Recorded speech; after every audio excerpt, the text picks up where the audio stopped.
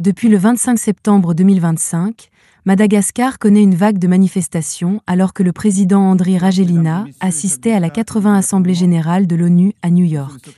À Antananarivo, la colère populaire a éclaté face aux coupures incessantes d'eau et d'électricité, symptôme d'une crise énergétique et sociale profonde.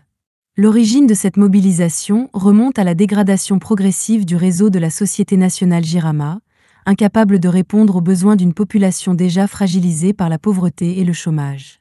Pour beaucoup, les délestages symbolisent l'inefficacité d'un État accusé de mauvaise gestion et de corruption. On a besoin d'eau, on a besoin d'électricité. Les entrepreneurs n'en peuvent plus. Les étudiants n'arrivent plus à vraiment étudier. On en a marre. L'université se fait détruire. On veut apprendre comme les enfants de ces putains de dirigeants. C'est dans ce climat que le collectif Gen Z Madagascar, composé majoritairement de jeunes et actifs sur les réseaux sociaux, a lancé un appel à manifester. Les revendications dépassent désormais la seule question énergétique. Les manifestants exigent la fin des coupures, mais aussi une refonte de la gouvernance, plus de transparence et la reconnaissance de l'accès à l'eau et à l'électricité comme des droits fondamentaux. La population ne se soulève pas uniquement contre les délestages. Elle dénonce une gouvernance opaque, la corruption endémique et une économie incapable de répondre aux besoins essentiels. Je suis venue ici pour dénoncer les coupures d'eau et d'électricité. Chez nous, ça fait 3 ans qu'on n'a plus d'eau et qu'on a des coupures d'électricité tous les jours. Mon pays va mal. Aujourd'hui, nos droits ne sont pas respectés. Nos droits fondamentaux, c'est le droit de manifester pacifiquement, le droit de nous exprimer, le droit d'avoir de l'eau et d'électricité. La réponse des autorités a été brutale. Les forces de l'ordre ont eu recours au gaz lacrymogène, aux balles en caoutchouc. Le bilan est lourd, au moins 5 morts, de nombreux blessés et des dizaines d'arrestations. L'État à qui on a prêté le pouvoir nous agresse. C'est à nous qu'appartient le pouvoir, pas à eux. S'ils nous cherchent, ils nous trouveront. Rendez-nous notre liberté. Voilà ce qu'on a subi. On a manifesté, on a demandé gentiment nos droits, mais on nous les refuse. On n'a pas eu l'autorisation de manifester pacifiquement. Et quand la manifestation a lieu, ils nous envoient des bombes lacrymogènes alors que nous, on est à main nue. On n'a pas d'armes. On est venu les mains vides. Juste la volonté de faire et de changer les choses.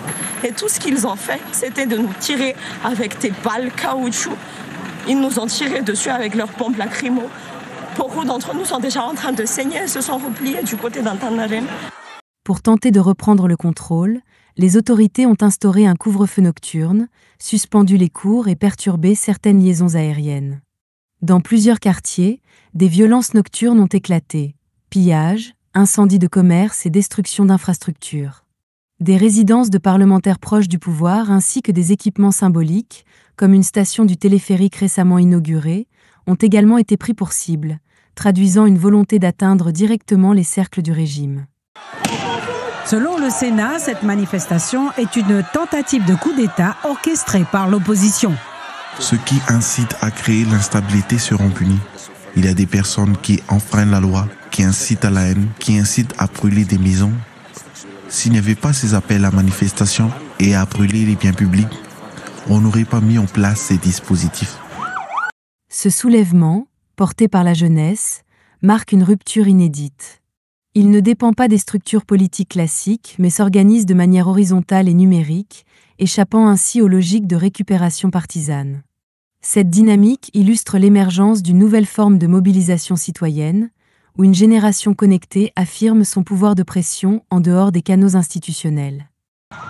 On est tous malgaches, on souffre tous de l'absence d'eau et d'électricité et ils nous font ça. Si on se battait ensemble, le problème serait résolu. Mais eux, ils sont guidés par l'argent et c'est ça le problème.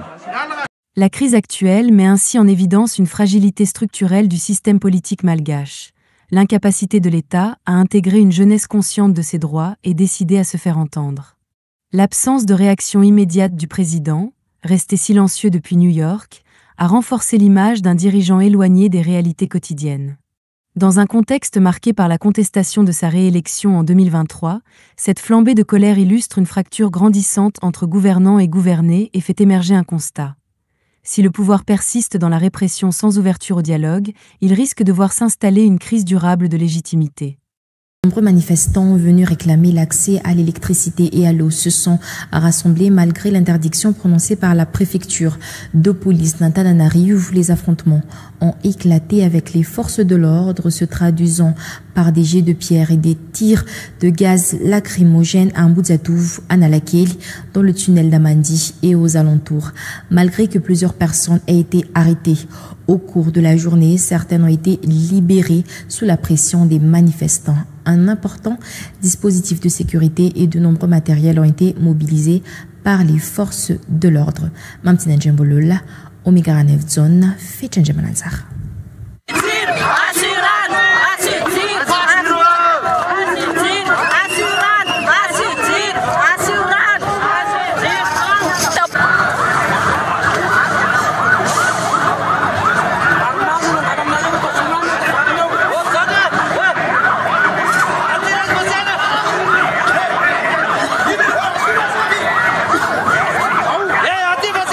Dès le matin, les forces de l'ordre avaient pris position au niveau de plusieurs points stratégiques, notamment en Mbudzatouv, lieu initialement prévu pour le rassemblement. Les manifestants s'étaient dispersés dans les environs. C'est à peu près 11 heures que les forces de l'ordre ont lancé les premières grenades lacrymogènes pour disperser les personnes massées près de Mandchou en Mbudzatouv.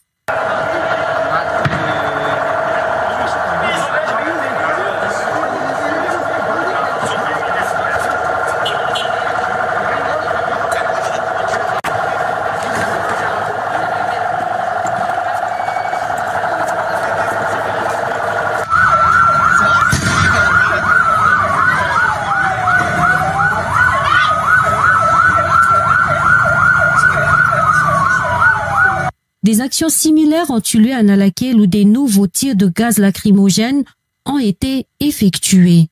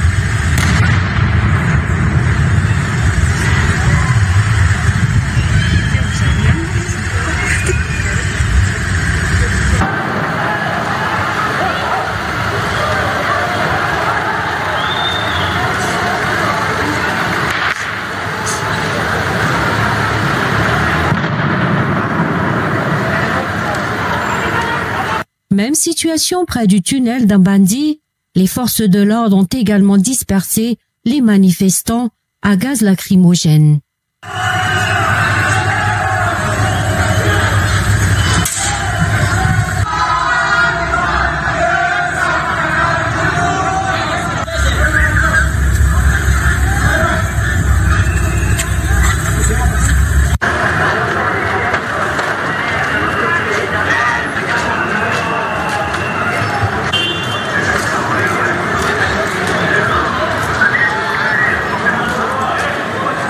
L'accès à Mbudzatouv a totalement été bloqué.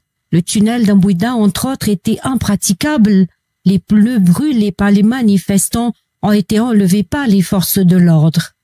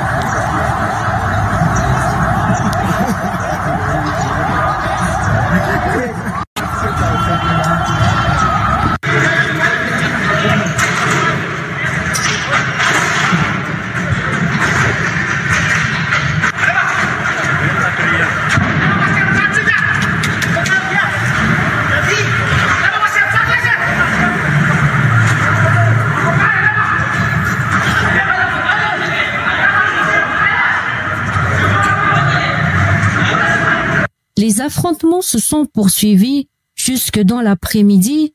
Plusieurs personnes ont été arrêtées, mais certaines ont ensuite été relâchées à la suite des revendications de leurs camarades.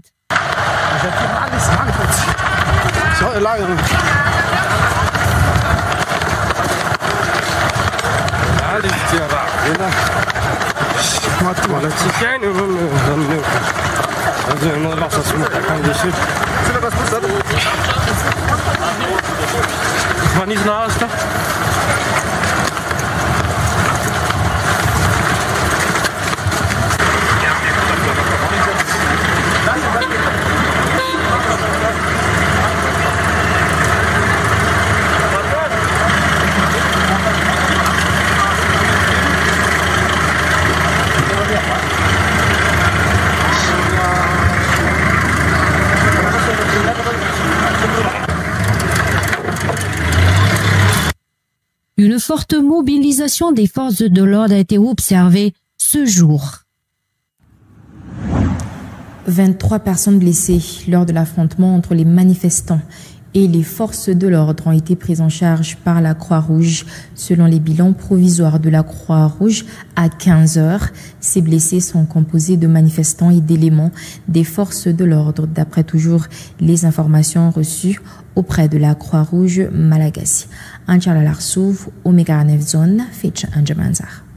La Croix-Rouge Malagasy a évacué et pris en charge certaines personnes blessées lors des affrontements entre les forces de l'ordre et les manifestants qui ont eu lieu ce jour à Nalakiel et à Bouzatouf et dans les environs.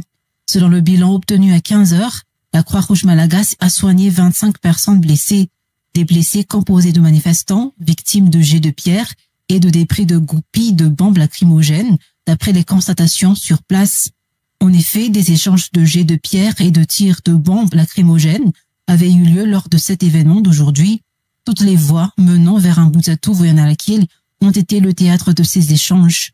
À part les blessés du côté des manifestants, des éléments des forces de l'ordre qui ont reçu en pleine tête des pierres lancées par les manifestants ont également été évacués d'urgence.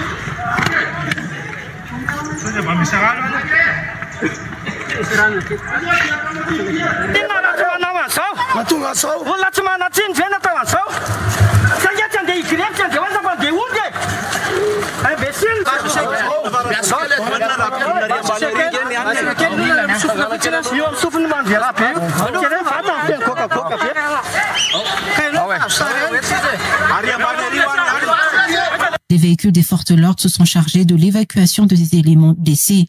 Par ailleurs, le camp du RMN d'Nalakiel a également accueilli certains blessés qui y ont reçu les premiers soins. Certaines écoles ont décidé de suspendre les cours aujourd'hui en raison des manifestations.